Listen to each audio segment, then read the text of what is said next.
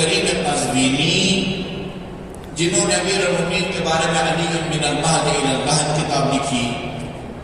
خاتون جنت کے بارے میں فاطمہ من المہد الی المہد، امام زمان کے بارے میں بھی ہے المہدی من المہد الی الظہور، انہوں نے اپنی کتاب فاطمہ من المہد الی المہد جس کا اردو میں ترجمہ ہوا ہے فاطمہ طلوع سے غروب تک،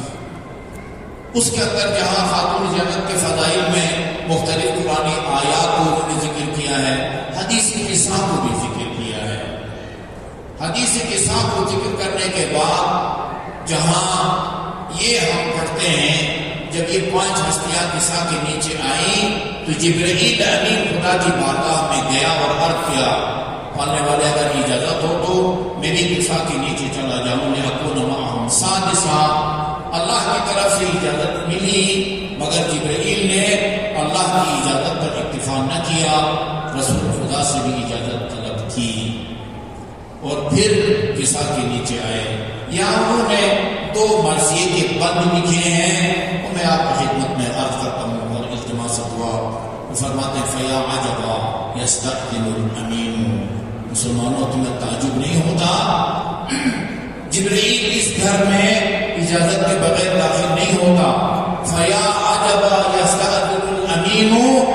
علیہم ویحجب الخوم، لیکن یہ پروائی بغیر کسی اجازت کے بی بی کے گھر میں حملہ آور ہوئے، داخل نہیں ہوئے، حملہ آور ہوئے۔ قال سلیم قلت للسلمانی، سلیم کہتے ہیں میں نے سلمان فارسی سے پوچھا جو اس در دیوار کے ثانی ہے کہ عینی گواہ تھے، قال سلیم قلت للسلمانی قد دخلوا ولم يكن استئذان، میں باور نہیں کرتا کیا تیرے سامنے یہ لوگ بی بی کی اجازت کے بغیر گھر میں داخل ہوئے؟ سلمان نے جواب میں عرض کیا ای وعزت الجباری لیس علی الزہراء من خماری، ہاں مجھے خدا کی عزت و جلال کی قسم کوئی اجازت طلب نہیں کی گئی، اور ستم والا ستم یہ ہے دختر پیغمبر کو کوئی بڑی چادر اٹھانے کی بھی مہلت نہ ملی، لیکنہا لاغت وراء الباب، جب ان بلوائیوں کو دیکھا